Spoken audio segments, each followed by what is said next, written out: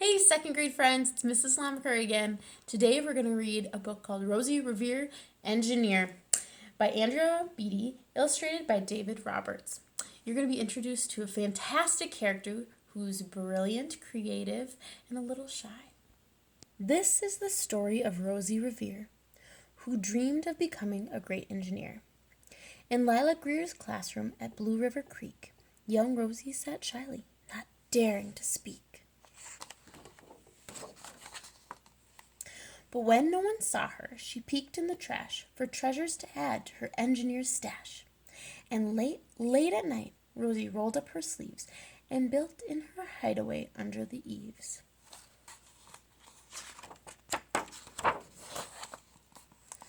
Alone in her attic, the moon high above, dear Rosie made gadgets and gizmos she loved.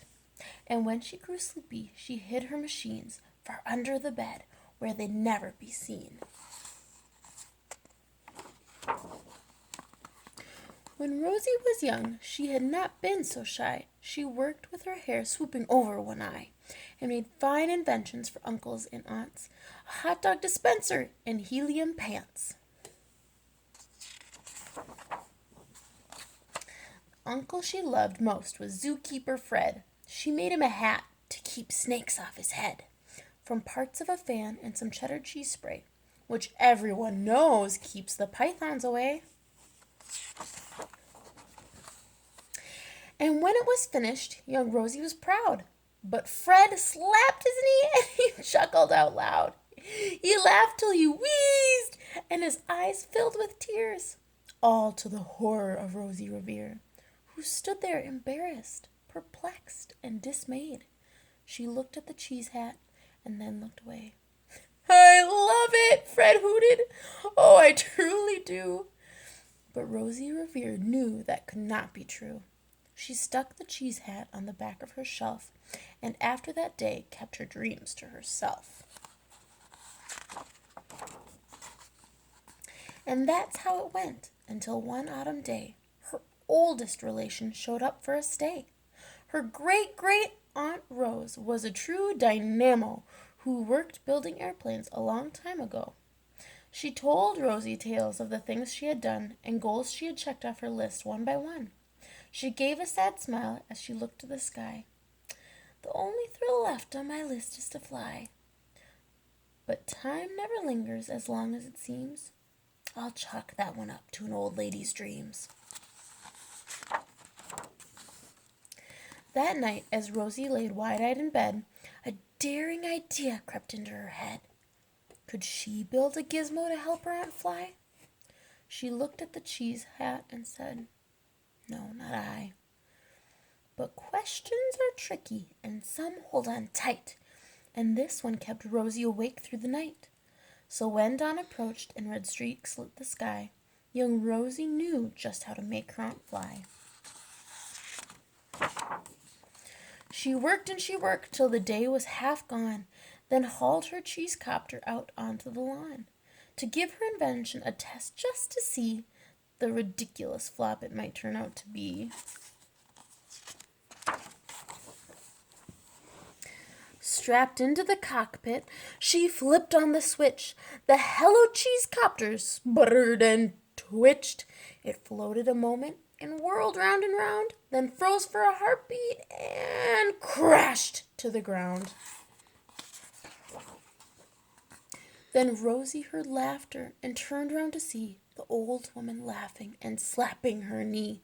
She laughed till she wheezed, and her eyes filled with tears, all to the horror of Rosie Revere, who thought, Oh no, never, not ever again, will I try to build something to sputter or spin or build with a lever or switch or a gear, and never will I be a great engineer. She turned round to leave, but then great-great-aunt Rose grabbed hold of young Rosie and pulled her in close and hugged her and kissed her and started to cry. You did it! Hooray! It's the perfect first try. This great flop is over. It's time for the next. Young Rosie was baffled, embarrassed, perplexed. I failed, said dear Rosie. It's just made of trash. Didn't you see it? The cheese copter crashed." "Yes," said her great aunt. "It crashed. That is true. But first it did just what it needed to do. Before it crashed, Rosie, before that, it flew. Your brilliant first flop was a raging success. Come on, let's get busy and on to the next." She handed a notebook to Rosie Revere, who smiled at her aunt as it all became clear. Life must have its failures, but this was not it. The only true failure can come if you quit. They worked till the sun sneaked away to its bed. Aunt Rose tied her headscarf around Rosie's head and sent her to sleep with a smile ear to ear, to dream the bold dreams of a great engineer.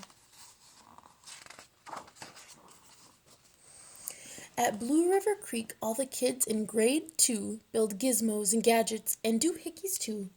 With each perfect failure, they all stand and cheer, but not quite as proudly as Rosie Revere. The end. What do you think of the book, second graders? I hope you liked it. I want you to remember one very important thing. Just because you made a mistake doesn't mean you can't try again. Mistakes can be good if you don't give up.